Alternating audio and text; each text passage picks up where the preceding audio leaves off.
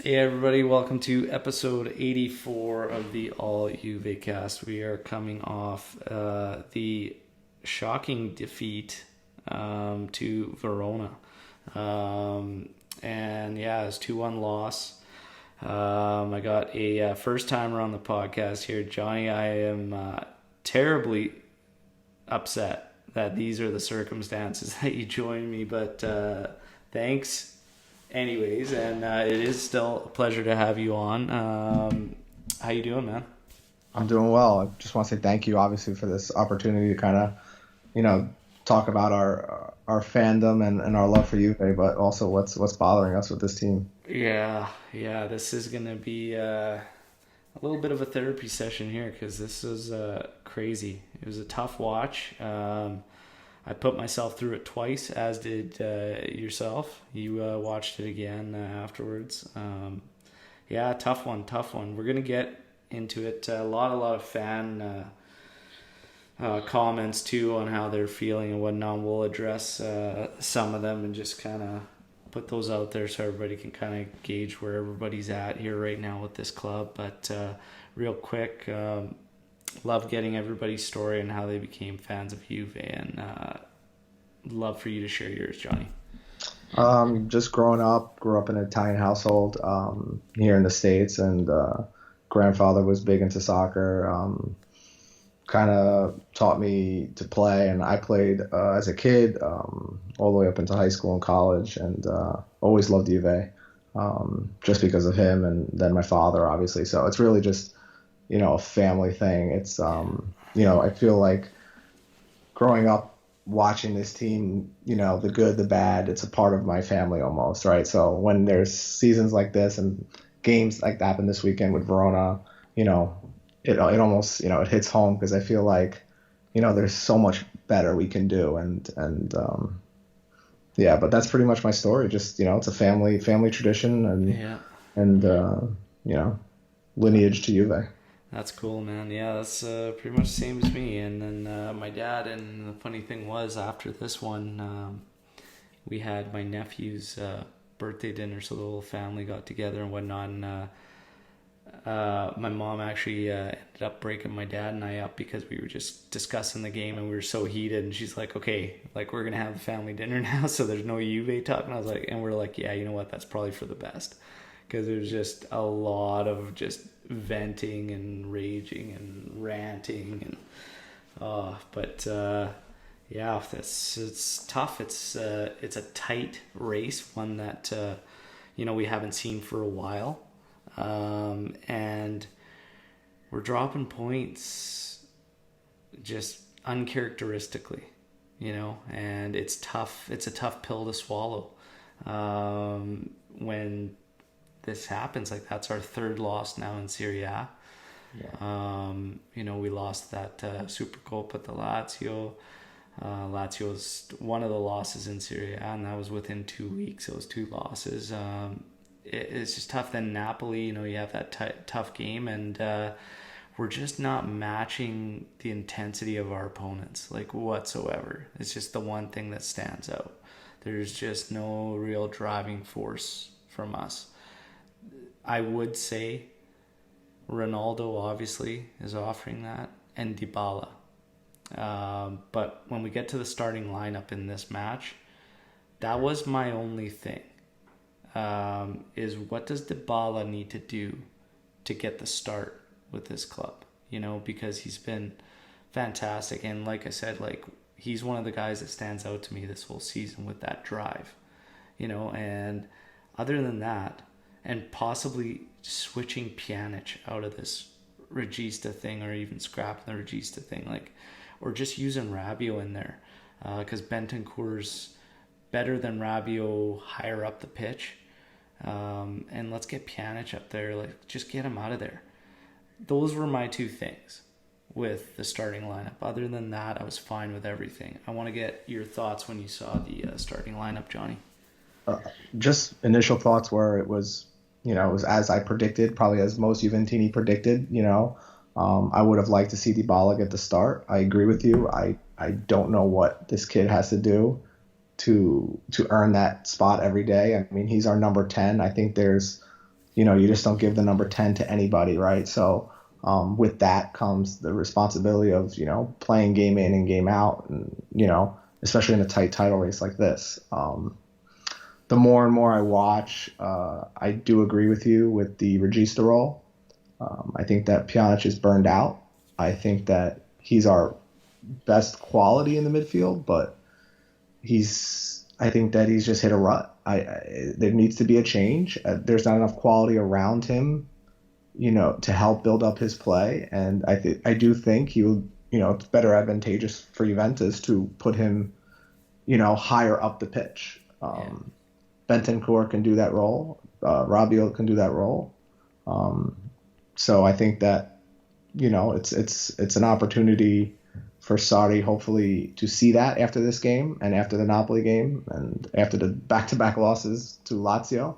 Yeah. But I do think that something has to change, and I don't know if Sarri will do that, though.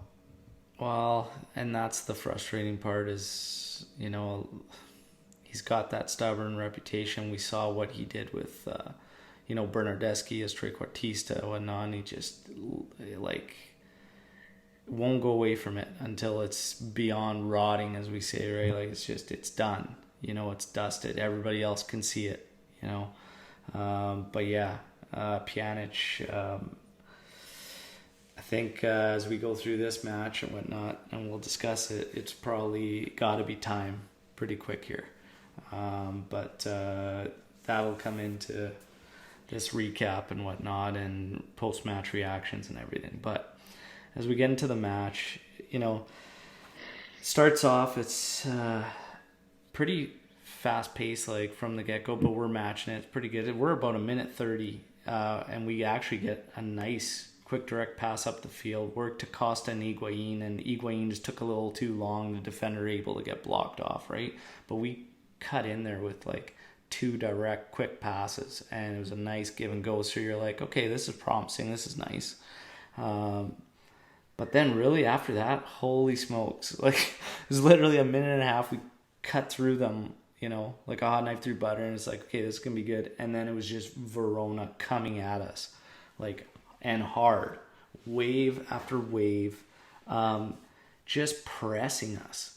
And we're just trying to play that slow build game. And you've got a team just pressing, like, committed. Every time they were attacking. There were 6 or 7 in and around our area. Like, they were committed. They went at us. And we just couldn't sort out the press again. And this is something that's become an issue for Juve, even dating back to last year, because Allegri is a build from the back as well in his system. And we just do not handle the press well whatsoever. And it's frustrating because that blueprint was laid last year. Even, you can argue, 2 seasons ago when we started to struggle halfway through that season. That's the one thing that changed, is teams started to press us a little more. And then it was like, all of a sudden, like, we just really, really struggle. And yeah, Verona just did a hell of a job and just committed. They committed. They were switching flanks very, very quickly, with some just pinging the ball across and then overloading either Sandro or Quadrado, and they were doing a hell of a job. Despite this, they had a couple chances early, even off I could think of that one off the corner kick. It was a volley and it just deflected off one of the players. Luckily, it didn't go in the net, but just a lot of pressure. There was a shot. It was from far out, but it looked like Szczesny had issues. He was able to tip it over the bar and whatnot. But they're buzzing. They're all over us, and we look a little bit shaky. And our counters, when we did try to pin the ball up there, nobody just really knew where Higuain was going to go. And it was just hard to kind of play off him. And you're trying to play off one guy, so it's kind of tough. 18th minute, though. We do get a break on a counter. Costa's running right at the defense. He's able to take his 1v1 and he gets a shot off. And I think the keeper didn't expect it coming that quick or something, because it was pretty close to him, but it went by. He just got tips enough to go off the bar and back out.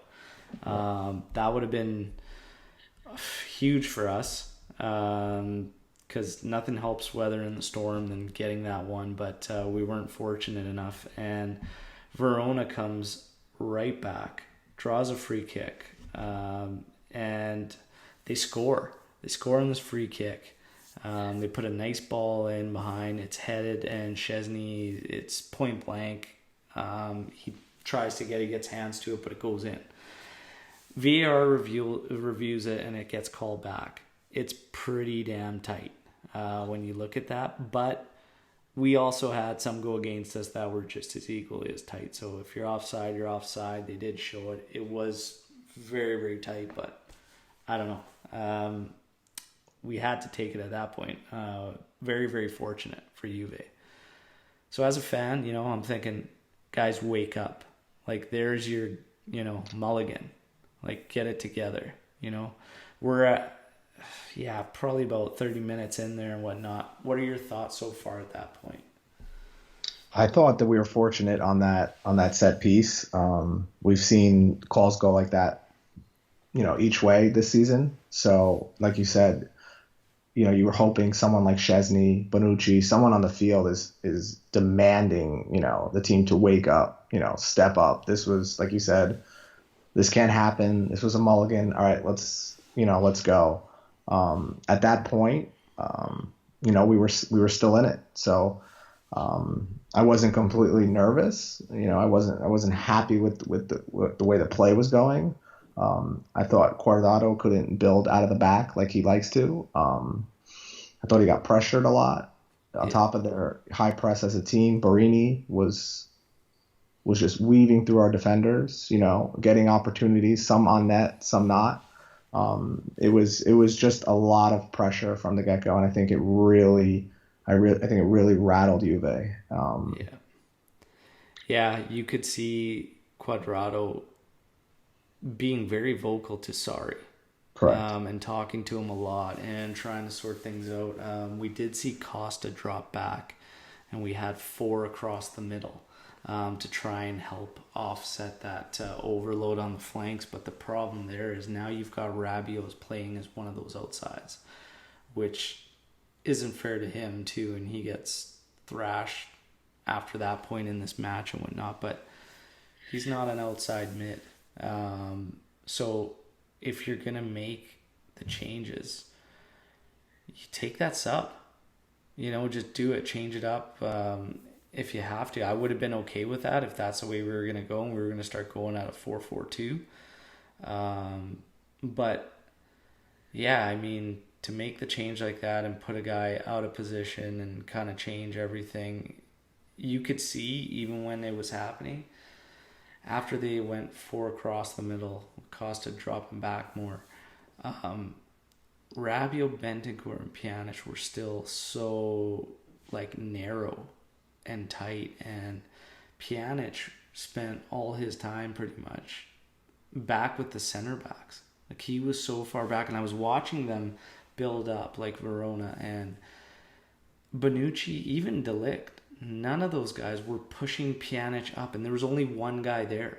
So I'm between Bonucci and De Ligt, push Pjanic up so that we can try to recover the ball and start putting a little pressure on them. But they would just allow him to come right back in with them. And then you'd see if a guy won the ball for us, there's no outlet because everybody's in this straight line at the back. And then when they did get it up to either Higuain or Ronaldo, Pjanic is so far back to try to get involved in that play, and then it just kept Rabiot and Bentancur in the same pocket, and all they did was draw defenders into this thing, so they rendered themselves useless. And it all just kind of happened, and the D wasn't just hey, get the hell out of here. I would like to think if Chiellini's there, that doesn't happen. Where it's just hey, I don't need you here. Get up, get out of here. It's one guy. I've got him. So it's just, that's one thing that stuck out to me is Pjanic spent so much time just right at the back line there.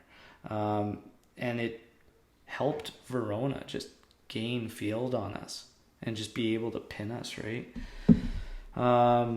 As we keep going through this match, 34th minute, Ronaldo cuts across, takes a shot. It looks like nothing.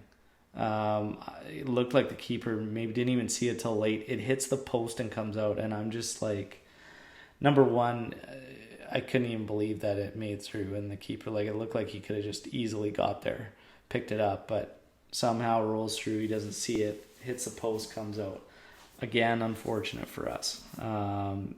And just at that point, I remember thinking, these things are going to bite us in the ass. Just watch. You know, Costa's bar, and then that one hidden post coming out. It's just, that's when these bad premonitions start kicking in, and I'm like, oh, I'm not liking that, right? When that doesn't go your way. 40th minute, Ronaldo again flashes a shot just wide, looking far side. He's doing a great job.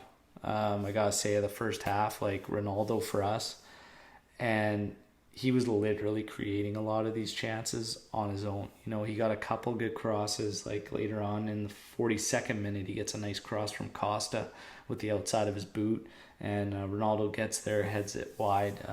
But for the most part, he's taking his guys on and just taking those shots, right? He's not getting the support from the midfield, and yeah. And again, they're too far back, right? They've been pinned back and they can't deal with the press. And yeah, it's literally so reliant on Ronaldo in that offensive phase in this particular match.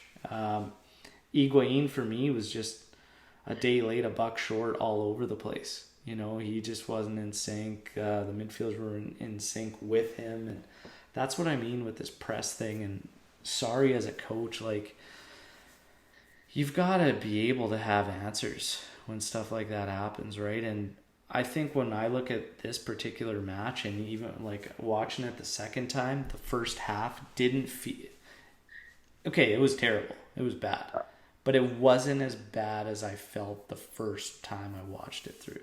It was still bad, but it just, the frustrating part watching it the second time was, again, you know, when he makes Costa drop back, but we're going to keep Rabi on that outside, like, just not really committing to the change. The other thing is, I start thinking when I see a half like this, do we give forwards too much freedom? And is that why, you know, our guys are so out of sync?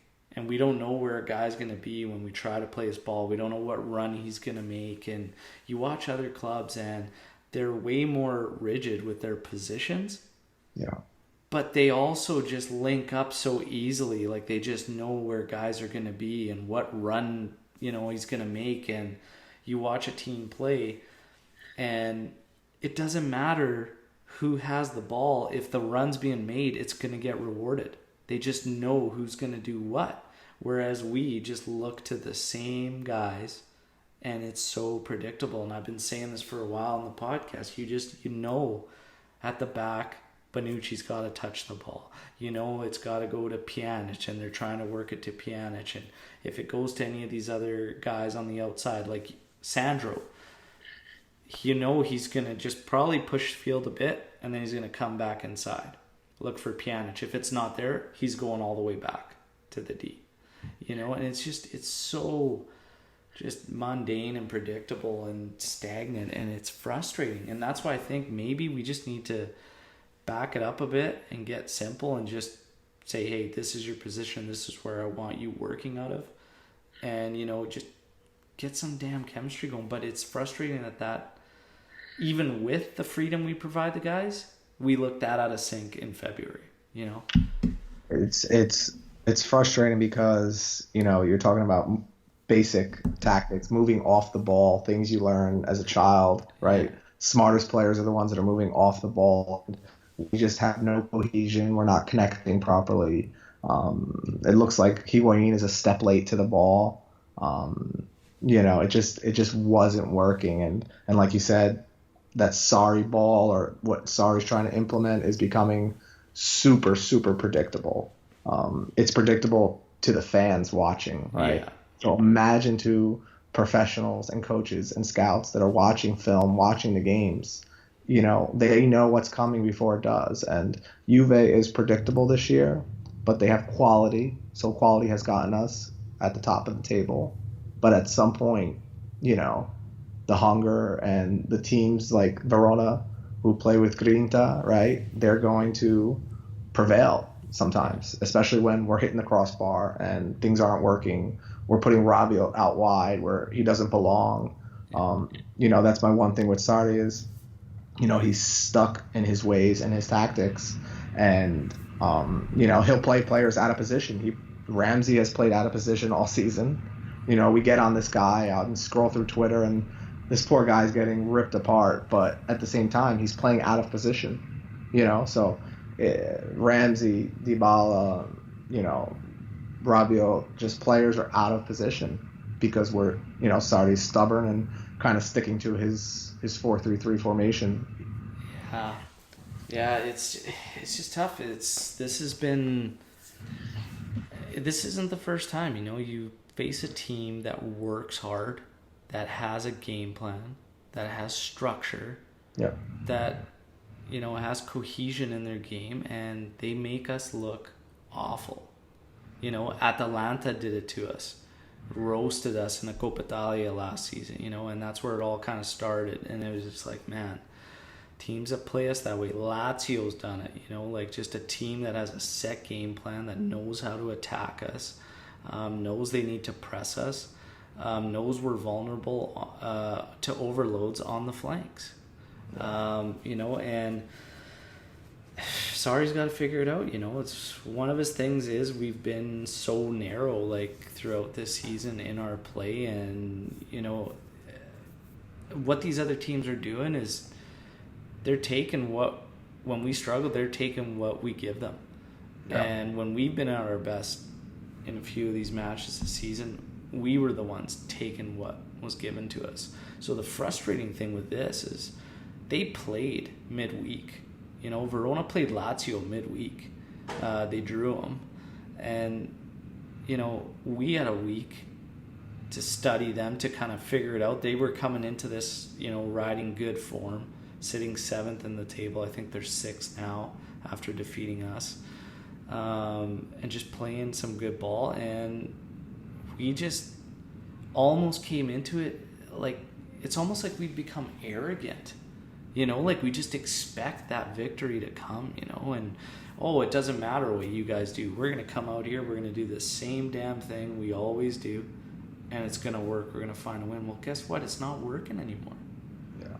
And teams are getting better and stronger in the league. It's not going to be as easy as years before. Yeah, and it's just this arrogance. It blows me away, and especially it's surprising from Sarri, who really hasn't won anything outside of that Europa League. So it's just for you to be that stubborn and just be like, no, this is it.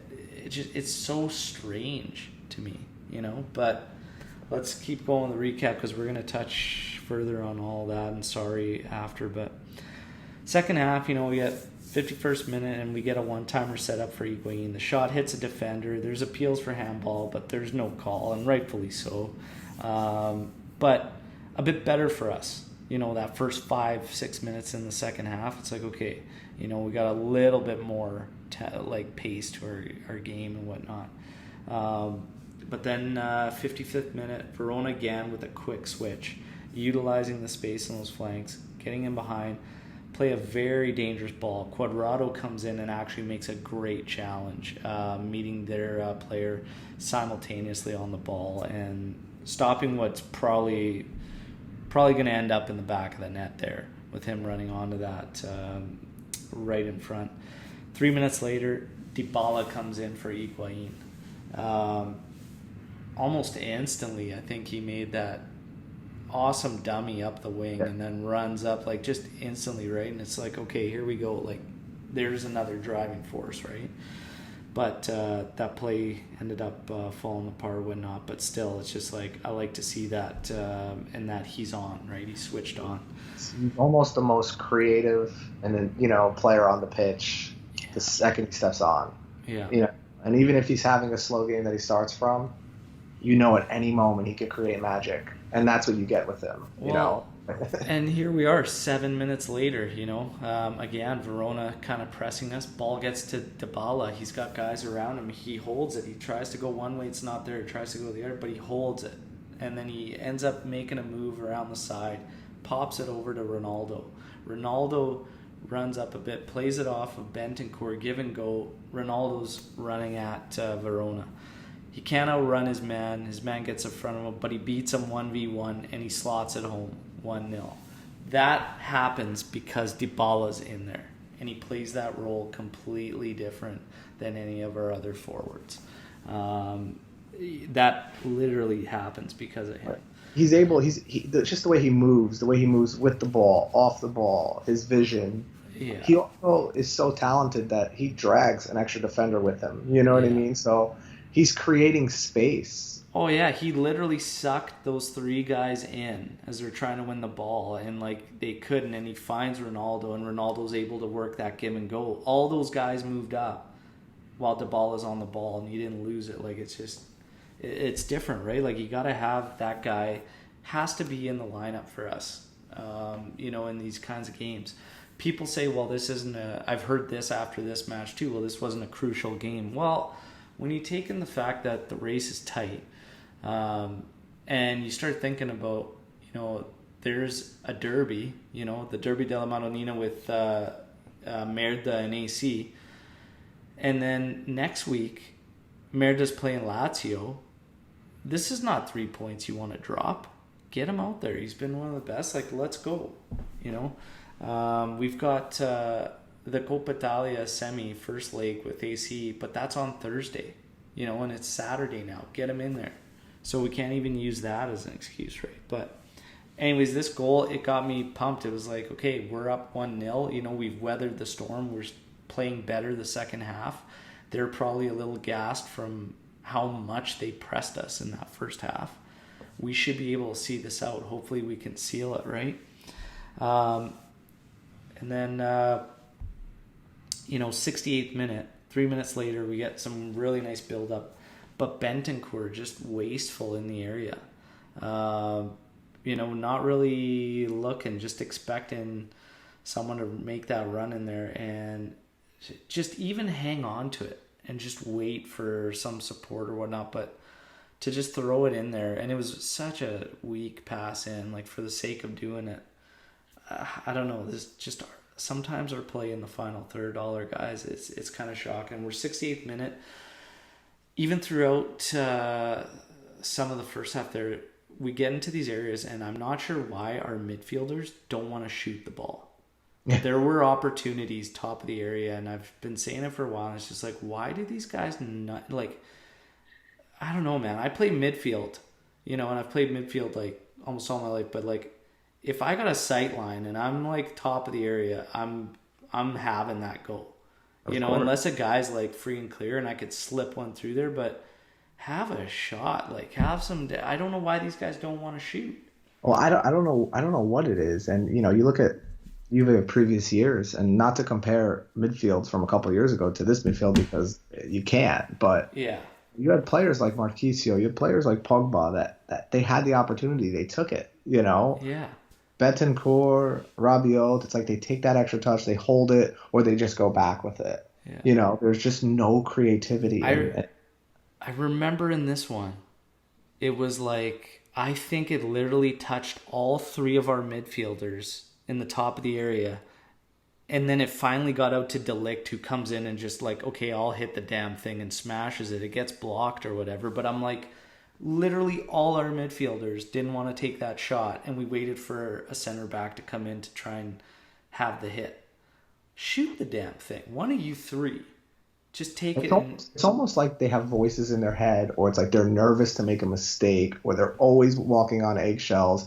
I don't know if it comes from the coaching staff, if it comes from Sarri's system, if it's not what he wants, so they're always looking for that extra pass, that extra outlet, but they end up just either making a sloppy pass or just, we're losing the whole flow of the game by just out wide to Guardado, out wide to Sandro. So it's like, it's have it, take the shot.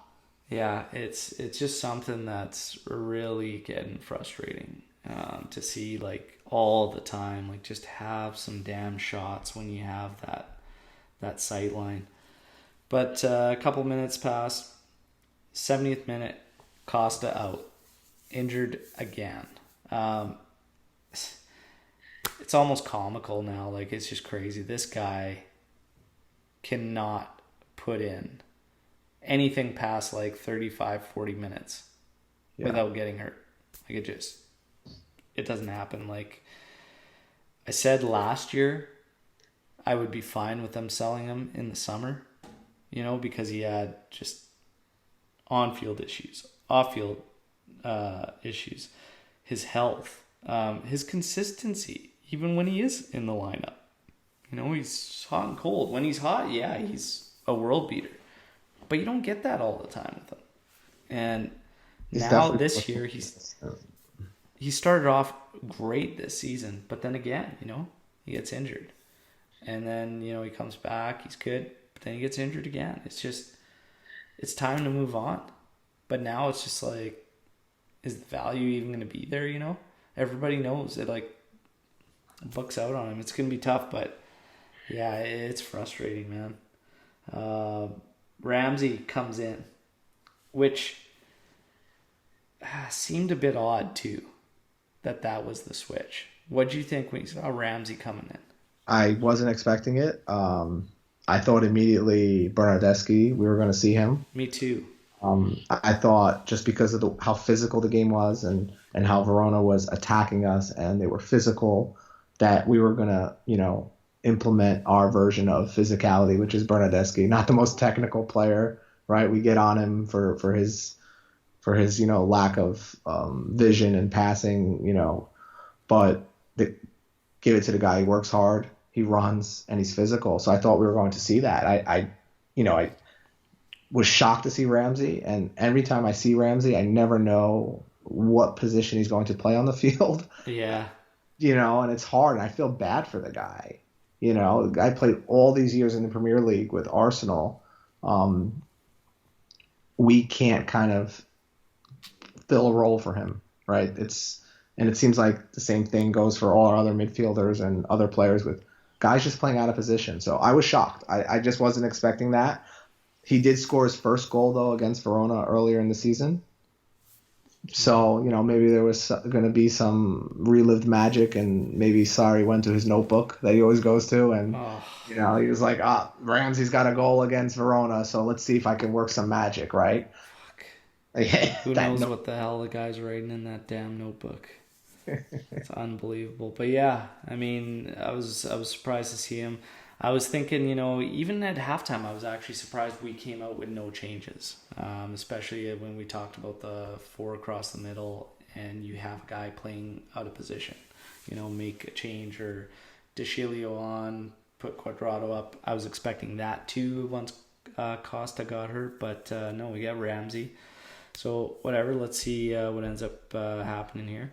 It seems he plugs in a player because he has his system, right? And I'm not trying to be anti-Sarri or anti-4-3-3, but he has players at his disposal, quality players, and he's just going to plug them into his role, whether they fit it or not, right? Yeah. And that's what we're seeing. So we're not seeing the best of Rabiot. We're not seeing the best of Ramsey. We're not seeing the best of a lot of our players because they're plugged into roles that they're not familiar with.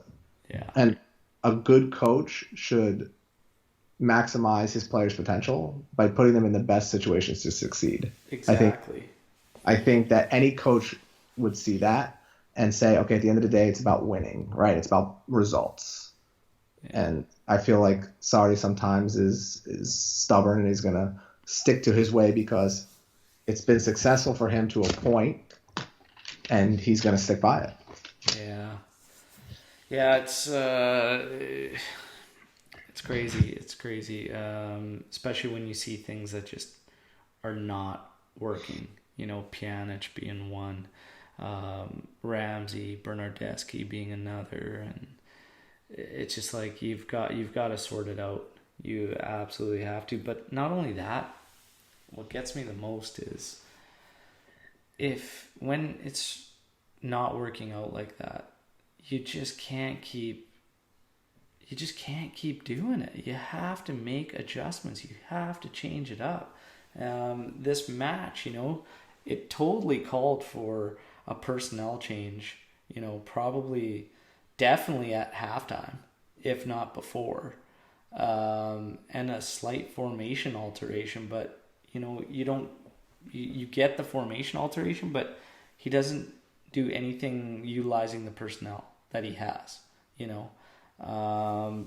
it's shocking. And then you get to the 75th minute, and when I talk about guys struggling and continuing to do the same thing here, I felt bad for Bentancur, but it's a terrible spot in the 75th minute to try a back heel there. They're pressing us. We're 30 yards out from goal or whatnot. He tries a cute little back heel. No, it gets stuffed. It falls to Pjanic, and Pjanic could do, he's extending himself to try and poke this thing back to Lick. Well, Barini's right there. Like, he's in your sight line, man. And he still does it. He could, stop the ball, hold it, try and draw a foul, just put it out the sideline, anything but that. The guy's right in your line of sight. Puts it in, Barini cuts it off, comes in, ties at 1-1. And this is what frustrates me, is that Pjanic has been putting out these brutal performances in that spot for quite some time now. And it's just we keep going to it. And, granted, the back heel was terrible, but Pjanic made sure that they finished that one off. And it's just stop giving the guy the minutes. We start talking about the drive, the hunger, that passion. When this goal goes in, you see Buffon out there jumping up from the tunnel and yelling, barking at these guys. I could imagine what he's saying, because there's a guy that's won a lot with us, and he knows what it takes, and there's that passion and that drive still in there. Dybala hits the pitch, that guy's got it. Ronaldo's got it.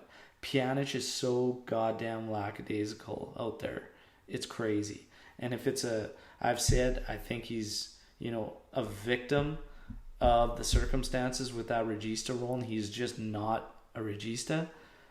Regardless, that drive, it's just not there. He's just going through motions, and maybe he's frustrated because he feels it too, and he knows, that he's essentially been exposed at that position and it's not his. I don't know, but it's frustrating because there's a guy that's been putting out these weak performances, but we're going to keep doing it and we're going to keep throwing it out there. It's just, this goal was completely avoidable from Bentancur and his part, and it's just so frustrating. Frustrating. I think that's where we lack that leadership on the field as well. I mean, you see Buffon on the sidelines yelling and screaming, coaching and getting these guys motivated. Does that come from Chiellini when he comes back? I'd hope so. He's our captain. But it's frustrating. That's the thing, is everybody's talking now, Chiellini's going to end up coming back, is he going to help us? I think, and there's arguments to be made about the chemistry that Bonucci and De Ligt have had and whatnot, but you cannot deny Chiellini on his club, because he is still 10 times the defender of Bonucci, for sure. And that ball playing ability is not enough right now on a club that has no beating heart. So Chiellini is our beating heart. I've said it about him so much. You can tell even when he throws a pass out just to a flank, to Sandro on the left or whatnot, he's putting it there, he's wiring it out there, and you could feel the drive behind that pass, let's go. you know, see so often with like Bonucci back there and even De Ligt at times just so slow, and they play it out to the side like Cuadrado's out there. And I noticed it so many times in this Verona match, especially in the first half when they were really putting us under. I'm like, well, shit, they're already pressing us. You've just put the softest damn pass to him. By the time it gets there, that player's already on him. Like, let's go. Like, put a little mustard on these damn things. Like, it's just everything about us is just so mush. It's crazy, and I don't understand it.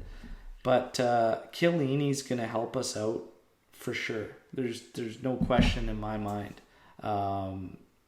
that number one, we need him back, and number two, yeah, he's gonna have an impact. He's gonna help us out big time. Well, I think De Ligt and Bonucci are similar defenders, so you need that Chiellini style defender who's going to hold his position and kind of be that general. And whether it's Bonucci or De Ligt, they can kind of play a little bit more freer. And I think, right now De Ligt is trying to just get accustomed to the league, get accustomed to playing, with Bonucci. And I think what's really going to set us apart and hopefully take us to the next step and is going to be Chiellini and De Ligt partnership, that's really going to flourish. Yeah. The thing is what I noticed when Chiellini's in there is that whether it's him doing it or his partner, there's a hell of a lot more pressing and not allowing teams to just turn on us and actually come at us. Like, we're actually trying to shut it down from the get-go. And when he's out there and he does that, it helps our midfield because they can get that advancement up the pitch. But you don't get that right now with our pairings. We did get it when Demiral was in there because he played that style. And it helped us out big time and gained us a lot of field. But that's the one thing we don't get a lot of with De Ligt and Bonucci. We're keeping, and maybe this is a sorry thing too, but we're keeping that line back quite a bit. We're giving up a lot of field. So when a team like plays us like Verona does, that doesn't bode well if you're not trying to gain that field position back, right? Well, there's a huge gap in the middle of the field because on top of that, we have defenders playing back, and then we have our regista, right? Yeah. Oh, they're center back. So there's no, that goes back to creating chances. We have this gap, and we're losing games in the midfield. Yeah. Right? Veloso dominated today. Hamrabat is his name. Dominated today. Yeah, they just had their way. It was crazy. But again, there's just so much space there. But I don't know. I personally can't wait for Chiellini to get back into the squad. 84th minute. Here we are again, not on our man as we work a zone on a corner kick. Bonucci completely, not even close to his man. Comes in there, does the Superman, and this header's going in if he doesn't do it. Hits his arm. I think it hits top of the bar, goes out. VAR intervenes.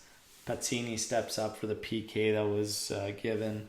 Rightfully so. It was a ridiculous challenge. We should have never been in that spot. I don't know why we don't want to just man up and mark on corners. But here we go.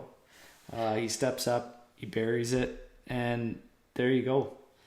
2-1 Verona. And it's just, that goes in whatever. We've got, 6 minutes left plus stoppage time, and you think, where's these opportunities going to come from for us, right? Yeah. We press, we push. Now we start committing numbers forward, of course. We get some stuff developed, but nothing crazy. But the frustrating part, I saw Sandro in a couple opportunities to go 1v1, and he just doesn't. He just goes, stops, tries to pass. He ends up passing one of the scenarios. He passes it to Rabiot, who's got his back to goal. And then another one, he just stopped and he dished it to someone at the top of the box who had two guys all over him. And I'm just like, if we're down in a match, it's this late in the match, and you don't have the balls to take somebody 1v1 at that point in the game, when the hell are you going to be able to? Yeah, you often see with Sandro that in the beginning of the game he'll maybe take those guys on one on one, but he's one of those players where he doesn't do anything spectacular at that point, and he doesn't do anything bad. He's just so safe. Yeah, he's safe because he's gonna dribble, he's gonna take a couple steps, and he's gonna stop with his left foot, and he's just gonna look for that outlet pass, or he's gonna dink it into the box. But he's safe. Like you said, he doesn't have the balls. He doesn't have that determination, that will to take the player. He's strong. He's a strong guy. We gotta it's just crazy to me because if we're gonna use these guys as much as we are, get a goddamn left back that's gonna take a guy on. Oh, you know what? We had one, Spinazzola. Yeah, totally outplayed Sandro that last part, of the season there before we got rid of him, and that it kills me, man. There was a kid that was a Juventino, for Christ's sake, and then he would just take guys on. He'd get dangerous crosses in, he was getting the ball, constantly penetrating. It's that's what we need. And then, okay, fine, you brought in Luca Pellegrini. Well, utilize him then. Bring Sandro some competition, because Sandro's got no competition, and he's become the most stale left back out there. Yeah, he's just complacent. He's just safe. It's so crazy. He's so one-footed, and it's just so predictable, and there's just lack of competition. But these guys do these things. Sandro does it. Pjanic does the same thing, in and out, and there's just no repercussions for them having these nightmare games. Just nothing. It's just totally acceptable because, number one, there's not much replacement for Sandro anyways. And then Pjanic, sure, you can move him around, but no, we won't do it. We'll just ride it out. So frustrating. But I actually saw that at that point in the game, and I threw my arms up, man. I was just I can't believe he doesn't have the guts to just do it at that point. At least get into the damn area as the guy's backing off you when you got the 1v1, and try to draw a foul or something. Try to get a PK. Get in there. Don't pass it outside of the box when you're 2 steps away from being in it. Take that guy on. Oh, it's crazy. It's crazy. But this was just, watching it the second time, it wasn't as bad as the feelings I had through watching it first live, but it was still just a very poor display from us. We weathered their storm. They had opportunities. We could have had, a goal, maybe 2 with these posts. Yeah. But still, for the most part of this game, we were pretty undeserving.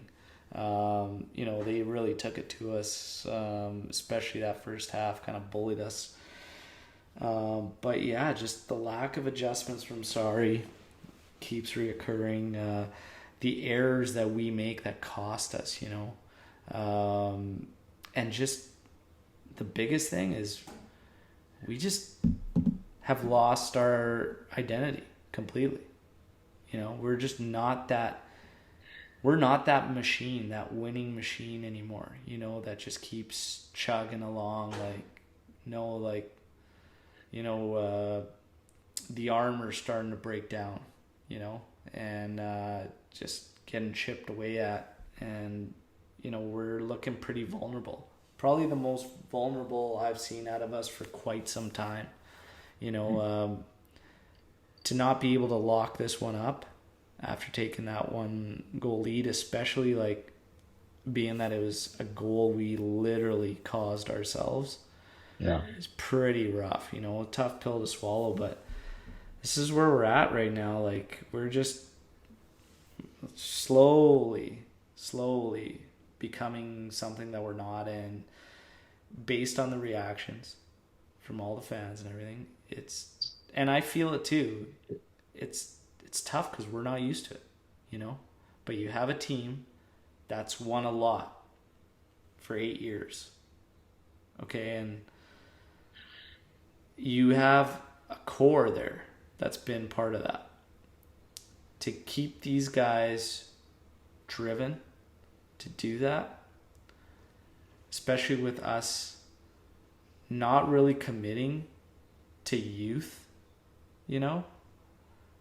that's going to be really, really hard, because those young guys are going to be the ones that have to push eventually as these guys get older, especially with all that winning. When you combine that,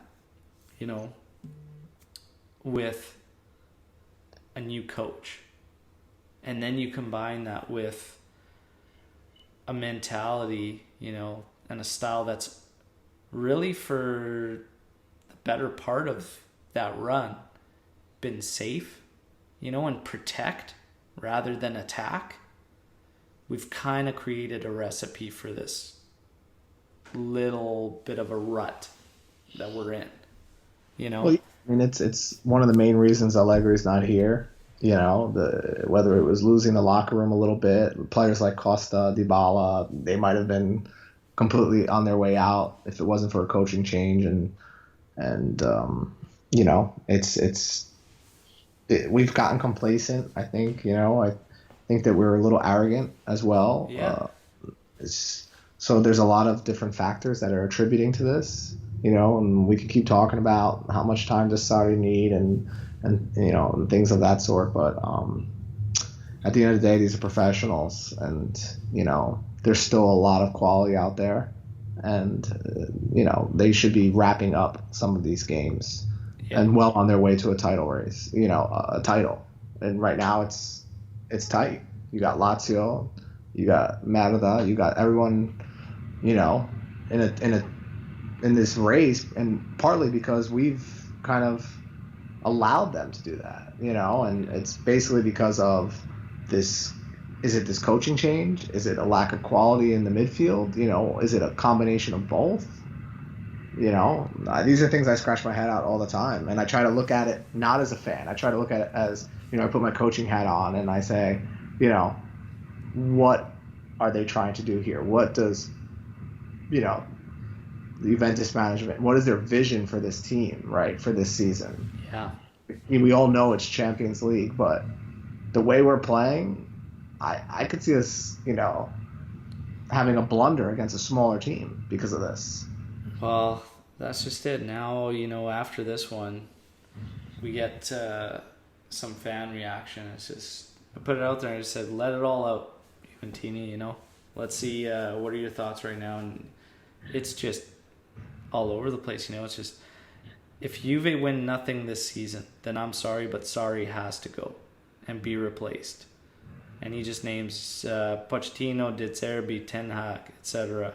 Rebuild for the next couple of years. But then at the end, it's imagine handing the Scudetto to Merida in his first season like Sarri. It's just, oh man. Trophyless season. He has to go, right? 100%. Yeah. 100%. I think that Juventus is a well-oiled machine that winning is above all. And you walk away with no trophies, he's got to leave. The way I look at it is, we're not a mid-table, we're not a bottom-feeder club. So to say, that a coach that comes in with us needs 3 years, 2 years for the project, no. You're dealing with a roster that's 290 mil, whatever. Granted, some of those guys are on higher wages that shouldn't be, but regardless. There's quality on that roster. No. To give a guy 2-3 years, no. Juventus is not a project. It's not a team that you come in and you're going to implement something and see if it works. I know they wanted to change philosophies and style of play, right? Yeah. Don't want to play for the result. They want to play for the win. They want to be more exciting and marketable. But at the same time, we can do that without throwing players in positions they're not comfortable with. Sticking to a formation and a style of play that our coach is committed to. There's other ways we can do this. Absolutely. Another comment from fan. Simply put in a few words, Pjanic out, summer overhaul. If there are no trophies, Sarri out as well. Yeah, I mean, I find it frustrating that we couldn't shift Pjanic over like before this point of the season, you know? Why couldn't we have tried it sooner? He struggled for a while.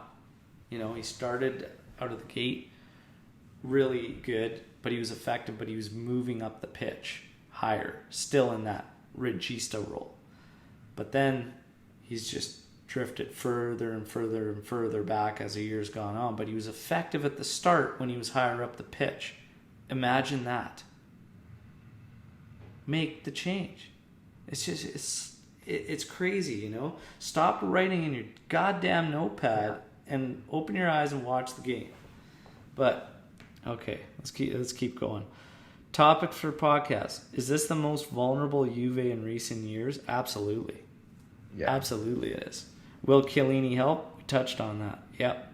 I think so, for sure. Right. Without a doubt, he's going to help out the back in terms of physicality, style of play. And then he's going to help as a leader. He's going to help everything. He's the beating heart we need. We need to get back to that. He will drive these guys to get those dirty wins, to grind, to work. I think he'll demand it on the pitch. Yeah. He'll demand it. Yeah. Yeah, honestly, then we have some more reactions. I discard the entire midfield. That combined with the Bonucci handball made us lose the match. Oh, the tough thing is when I look at that statement and, you know, honestly, I feel bad for our midfield. I don't think it's as bad as we make it out to be with the players that we have. Like, I think Bentancur's got huge potential. We got to remember how young this kid is.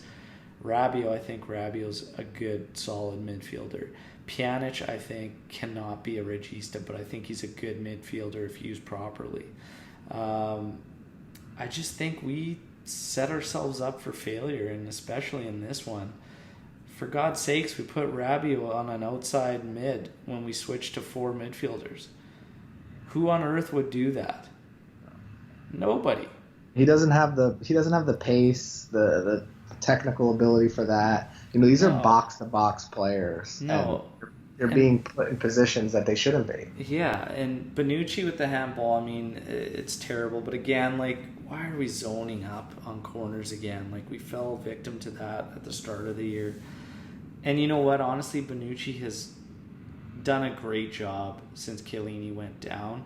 So, like, it sucks. It is what it is. It's easy to just point the finger and just blame and ride these guys, but it's tough when there's injuries. You know, these guys are getting burned out. But on top of that, we have a midfield that's getting, you know, ridiculed every day. But at the end of the day, these guys are playing positions that they shouldn't be. Yeah. They're out of position. It's tough. It's not easy. No. It's so much. I mean, all this stuff is just really like, what do we have? The passion and fighting spirit of the team has gone. There's no leaders in the team. Something must be done immediately. Wake up. You know, we've got a lot of wake up calls. Just it's not happening. You know, complete disaster. Our midfield was brutal. Pjanic was useless. Costa is made out of glass. I mean, these are all things we know. Is Juve regressing? Is it time to move on from players like Pjanic, Sandro, and Costa? Why hasn't Juve invested in a midfield? It's tough, man. Right now, everybody's got their thoughts and their opinions, and to be honest, with what's wrong with Juve, that's like a question that literally got asked. It's just like, what's wrong with Juve? And you'll hear everything. And you know what? Everybody's right. Yeah. The board, management, they're to blame for the rut and just the struggles and what's going on. I've never seen such a directionless transfer pattern over the like the summer one, and then in this January you didn't know what the hell was going on, and none of it really made sense. It's scattered, aimless, it's crazy, and the fact that we didn't want to make any additions in January. Here's the thing. Maybe we did, but we know that they handcuffed themselves. with those stupid extensions prior. So, yeah, I mean, they've got to take some of the blame if that's the reason why we couldn't bolster the team coming into this run. The coach, absolutely, Sarri is to blame. You have some that say no because he needs time to implement his system and he needs time to get his players in there. I'm sorry, but nothing's actually, like, there's no progress whatsoever. Like, at the end of the day, if they're not his players, they're still professional footballers. And we look worse than before he came. So, I'm sorry, but if it's that complicated too, again, change. Adapt yourself to get the best out of the guys you do have. That is part of a coach's job. Not only that, everybody can see this team has no fighting spirit, no drive. Like, that's your job as a coach as well. Motivate the players you have. He's not doing that because he's rewarding guys that are putting out shit performances over and over and just letting them go out there and continue to do so. So, yeah, he's got to take the blame too. And ultimately, players, absolutely. The players need to take a long look in the mirror and really, really decide what the hell they want out of this year, because they're on the... They look like they could easily go trophyless. Easily. Yeah. And... I would expect guys like Ronaldo, Buffon in the locker room, like Chiellini, Dybala, to really urge everybody on. But ultimately, if your coach isn't setting you up to succeed positionally, strategically, tactically, what good is that going to really do? It's going to help you out to some degree. But is Ronaldo going to keep banging in the goals like he has been? Because if those go away, then we're in real trouble. It's tough to... I don't even know how to put it into words, but it's like, I often wonder what's going on at practice. Every time I see clips of practice, it's just physical nonsense. Running and training. I don't feel like there's no tactical conversations. Obviously I'm not there, I don't know what's going on, but when they get on the pitch, they look like they haven't played together. It's so funny at some point, but the players have to perform too, so it goes hand in hand. Well, you bring it up too that it's just the training thing. I had to laugh this morning when I read that it was back to training for Juve after that Verona. So it's like, well, no wonder we're getting all these goddamn injuries. What are you doing? You just played a game. So it's like, This is your way of getting, showing that you're pissed off or whatnot. We're going to train them now. Well, that's not going to do any good. You've already got a list of injury prone players and now you're going to overtrain them. Jesus Christ. And then Sarri's words too, well, they do good in training. It's just not happening on the pitch. I wish somebody would help me, or I need somebody to help me. And I'm just take my glasses off, just that's when the migraine kicks in, and I'm just like, dude, are you seriously saying this right now? How ridiculous are you? It's part of your job. And then when he talks about, well, you've got players that have been winning so lots. Yeah, okay, but that's your job. That's your job, to get them motivated, to drive them, to be that force. So to use Juve's winning history as an excuse to why your team looks like dog shit on the pitch, I ain't buying it, man. I'm not buying it. I don't buy it. When he was hired as the coach, I felt like he was the second option to Pep because we didn't land Pep. He doesn't give off the vibes of a Juventus caliber coach. I agree with you with using Juve's winning against them. Regardless, maybe the competition's a little bit higher this season and there's a lot more pressure from teams. Regardless, this is Juventus's DNA. It's to win. It's the result. So this isn't Napoli. Nothing against them, but this isn't that Napoli squad that you coached. You have a well-oiled machine. You're supposed to keep that train running, but add your flair and your offensive mind to that already, well-oiled machine. I mean, that was the main goal of hiring Sarri. Bring a creative brand of football to an already well-oiled machine. And we haven't seen that. And, I gave him half the season, in my opinion. I gave him half the season to implement this Sarri ball. And I haven't seen it. And like you said, I just think a good coach utilizes his players effectively, putting them where they're going to succeed, playing them to their strengths, not playing them out of position. So to all the frustrated Juventini out there, just I hear you. I know you hear them. I think that we need to find some consistent play for Dybala too. I think he's just electric. He's technical. He's creative. Look, he came on the pitch against Verona.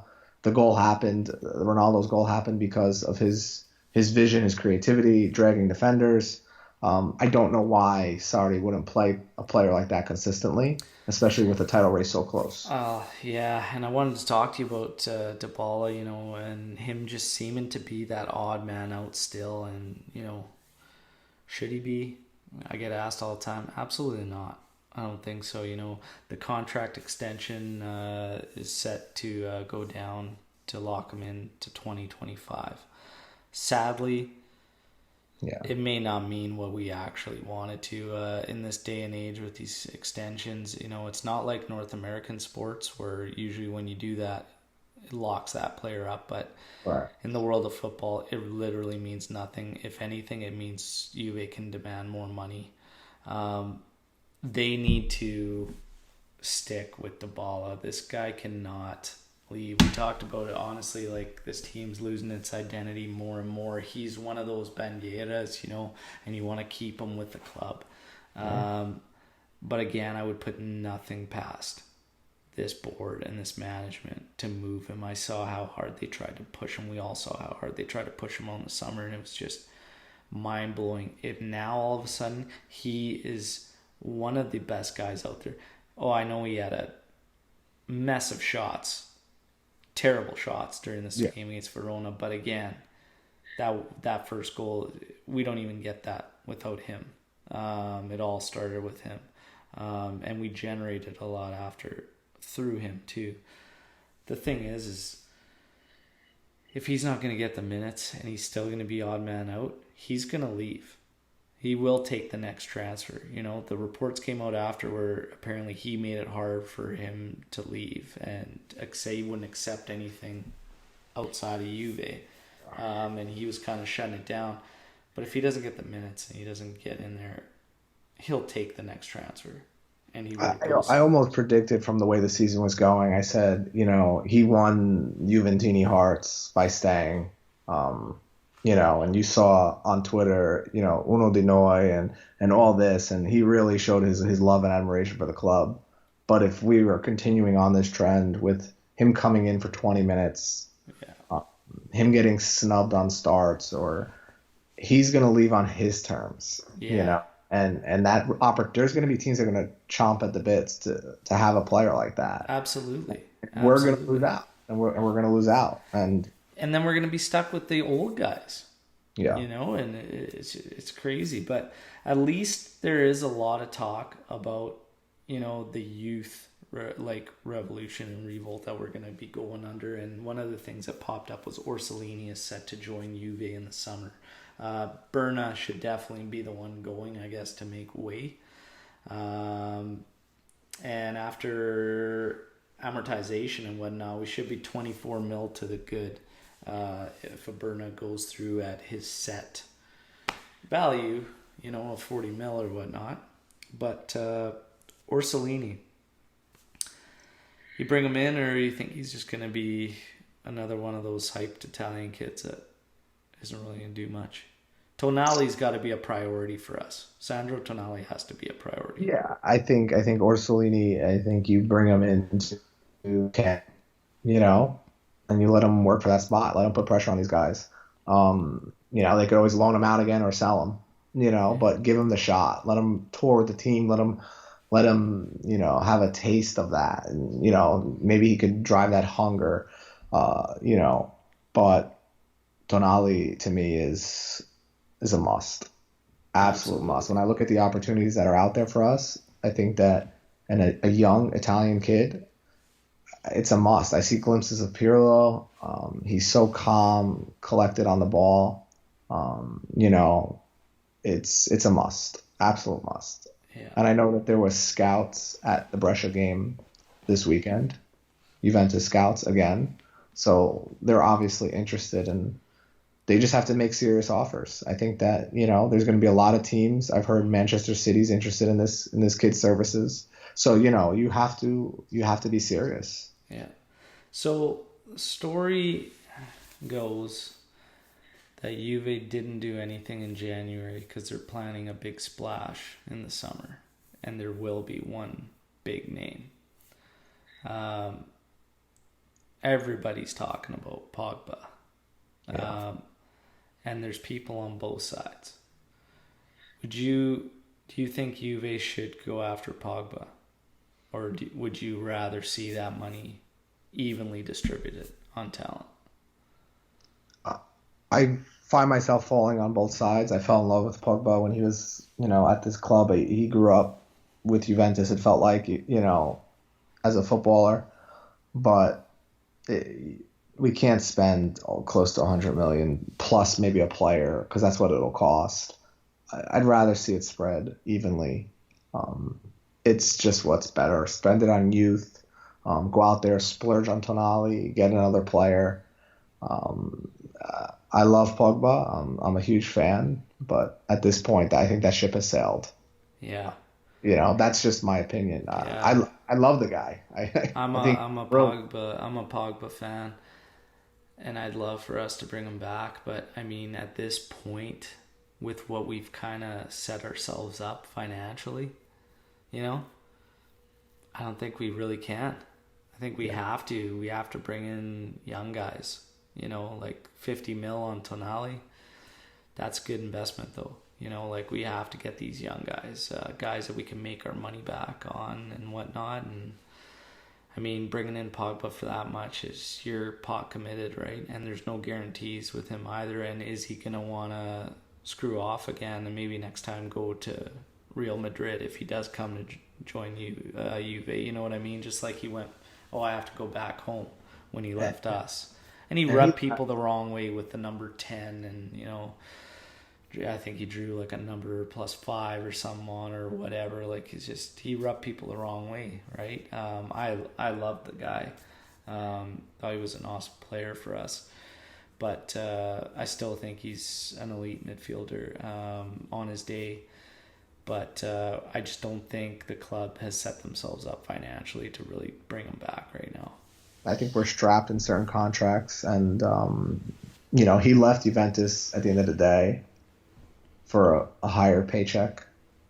He got a significant increase in salary. Yeah, We'd have to take that on. I mean, we'd be strangling ourselves, and we could, like you said, just get a player like Tonali. He's the future. You see it. And if you get a player like that for Juve, it's good for the national team too. yeah. So We this have to goes clean. hand. We have to clean house. I mean, there's already like rumblings after last night or after yesterday. There's rumors that Ramsey's going to be let go and transferred out, and it's just like holy smokes. And then there was Pochettino rumors, creeping up, and I'm like, oh, I don't think Juve's the club that's going to get rid of a coach mid-season. No, Personally, I think they're going to ride it out now and see it through. But yeah, it's pretty wild right now.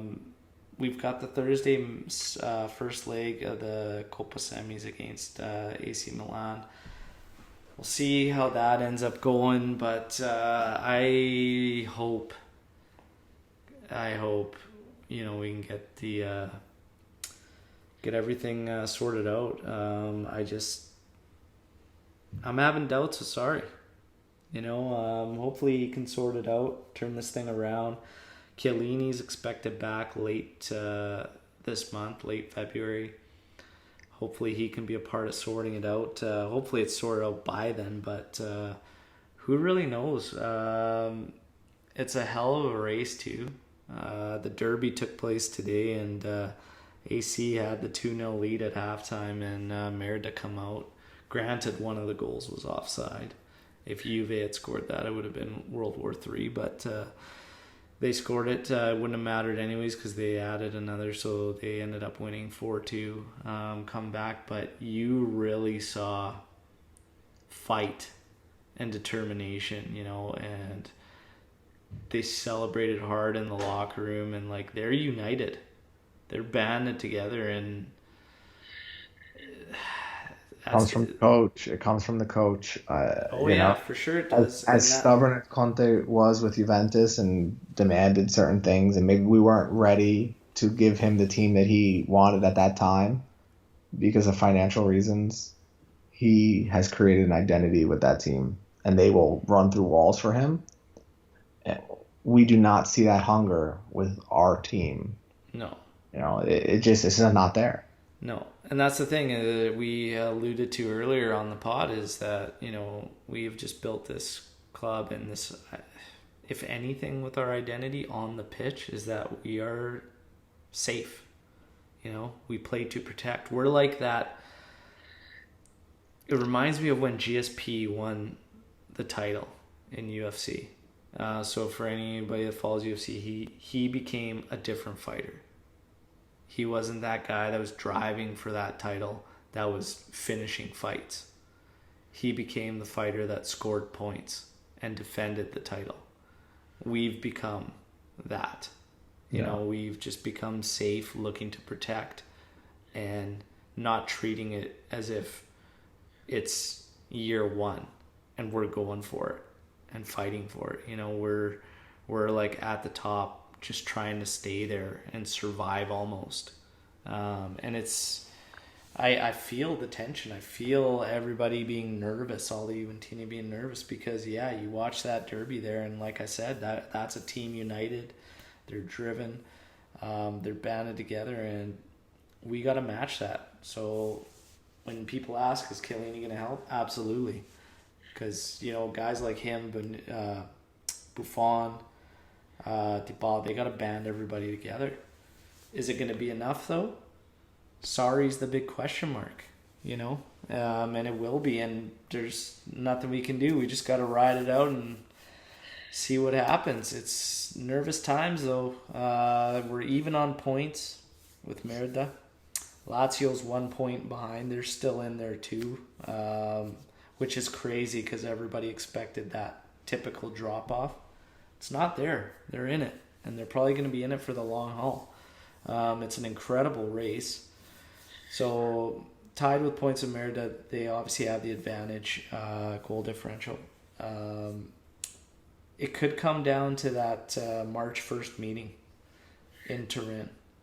And I hope we're ready and we take that one again. But time will tell, and we'll see what ends up happening. But thanks for joining me, Johnny. Let's finish up with some fun stuff. Cool. I'm a jersey collector. I love collecting Juve kits. Give me your top 3 Juve kits all time. Top 3, Baggio, Del Piero, and Marchisio. The one that's behind me, I actually met him, had a conversation with him. He signed it. Nice. Yeah, so it has some meaning there. What year for the Del Piero kit? Your favorite kit? Oh, I would say,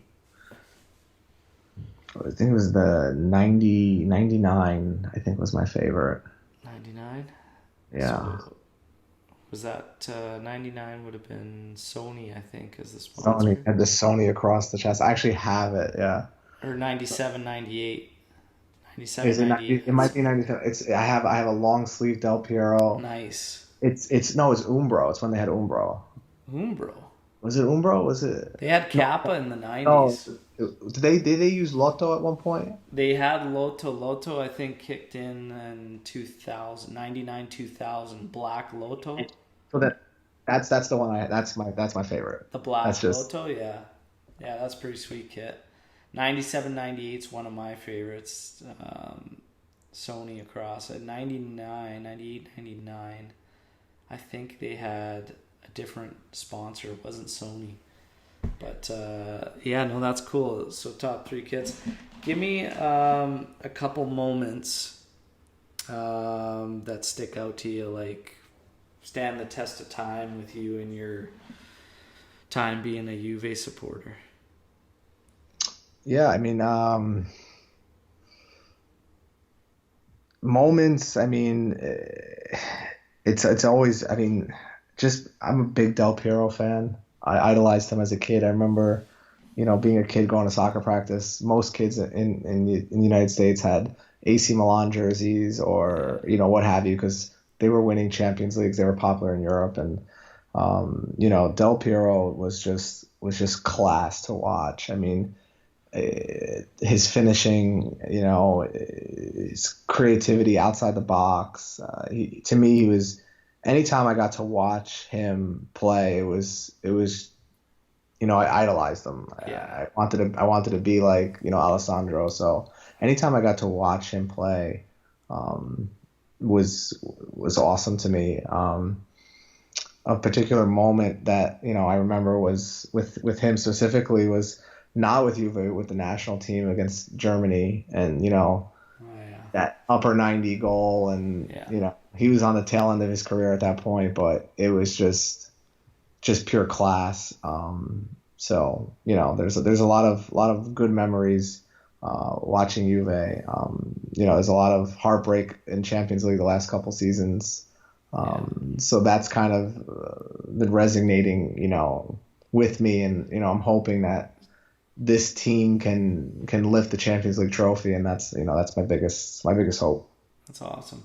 What was it like when you met Marquisio and got that? It was cool. I actually met him twice.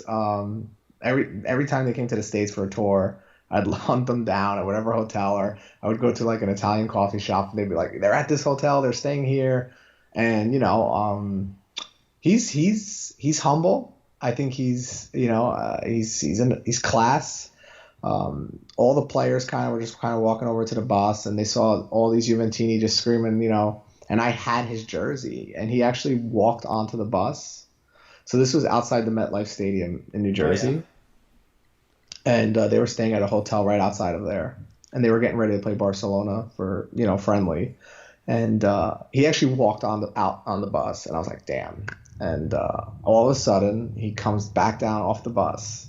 He comes over, he takes a picture with us, signs the jersey. I was probably the only one who had number 8 Marquisio. It just showed the kind of person he was, So, I'll never forget that. I always idolized him. He was a Juventino through and through, and always respected him for that. That's and then pretty cool, man. Season, met him the following season. Met him at the hotel, a different hotel, and we actually just kind of talked about the previous year and how it was kind of crazy at that hotel and things of that sort, and how he loves coming to the States, and that second time around he ended up retiring. Yeah. So it was kind of cool to just BS with him a little bit, and I actually asked him about Ronaldo and him getting the chance to play with Ronaldo, and it never actually happens. Yeah. What did he say? No, he just said he said it in Italian. He said, Ronaldo è un grande giocatore, great player, and all these things. And, he's excited for what he brings to the team. So that was pretty cool, and, good memories. Yeah, that's awesome, man. That's a wicked story. Great story to finish up on a rough weekend for Juventini, but hopefully it'll pick up here. We just got to get back to our ways and figure it out, but... What's your prediction for the rest of the year? Do you think we'll pull it out and get that Scudetto? I think, me objectively just looking at it, I think the quality is there at the end of the day to get the Scudetto. How we get it, I have no idea how it's going to happen. It's going to be tough. It could go right down to the wire. And you know what? I'm okay with that, and not everything is meant to be easy. So for anyone that's out there or who's upset with the team's performance, just realize that it'll be so much sweeter when we do lift it ahead of Inter Merda, right? Yeah. So, they're putting on a good fight, and so is Lazio. So you have to respect that. Yeah. There's good coaching. There's good quality players. Immobile is having a ridiculous season, so you got to kind of tip your hat, and we just need to step up our game. So I think at the end, we'll get the Scudetto. I don't know about the Coppa Italia. I just think that there's so much going on because the focus is going to be on Champions League. Yeah. I'm curious to see how they're going to play in Champions League. I'm not saying we're going to win it. I don't, I don't want to say I don't think we're going to win it because you never know. But going into the season, my thing is when people say, well, they could be, sliding here, but they're going to be pushing hard for Champions League. Well, it's not a light switch. You don't just flip it on, flip it off. Like, it's all got to work together. It's all got to be this progressive build-up of momentum taking you through the entire season, right? And taking you through all competitions. So I don't buy into that a whole bunch. I just have faith in Juve. I'm going to have faith in the players that we have. And I'm going to have faith in, Buffon coming back and just Chiellini coming back. Buffon's back in the team. He's in the dressing room. We see what he's doing in the tunnel and stuff. I think these guys are going to band together. I think they're going to, if Sarri's not going to make any changes, I think the players will take it amongst themselves to find something to start linking up, start connecting. Like, it's just, they're going to pick it up. They're going to pick up their drive, their performance. They're going to start working hard. I think that was very embarrassing what happened this past weekend. I think they'll get it together. I hope so. The biggest thing, the way I look at it too, is, man, we've won it like 8 years in a row. It's going to end eventually. I would love for it to just continue on, forever. Never giving up the Scudetto. But we have to be realistic. Anything can happen in sports. If anything, if there's any positive Juventini can really take, is that having this title race, getting pushed, this hard, should just really cement Juve as a club making the changes necessary that we need to keep above everybody else. Because, if it came easy, especially like last year, it was a cakewalk, that's not going to be the push that we really need. Getting humbled by Ajax in the Champions League forced a bit of a shift. They want a bit of shift, but now all of a sudden, if we're talking about losing domestically, this is just going to furthermore push us in the direction we need to go. So that's the only positive you can really take out of having this title race. It's just going to force our hand at making all the changes we've asked for, that we've wanted as Juventini. The club sees them. I mean, they made the switch with Sarri. Whether he's the coach most of us wanted or not, besides the point, but they moved from a guy who was highly successful with us, and they showed no fear in doing so. So this tight race, it'll be good for us. It'll push us. It'll push us ahead. It should. But have faith. That's all we can really do. Yeah, at this point, this is the team that's assembled. Bless you. The coaching decision has been made by upper management. So at this point, we're going to ride out. There's quality on the team, and we just need to, hope and pray and see what happens. I think that at the end of the day, like you said, the title race is just going to make us better. It can't be a cakewalk every year, and it shouldn't be. It's good for the league to have these teams stepping up in quality, but that just means that we need to step up. We need to go out there and sign the next best young Italian player because he should be playing for Juve. Yeah. And that's just how it should be. Absolutely. And last year was so anticlimactic when we did end up just celebrating it, because it was over like so early.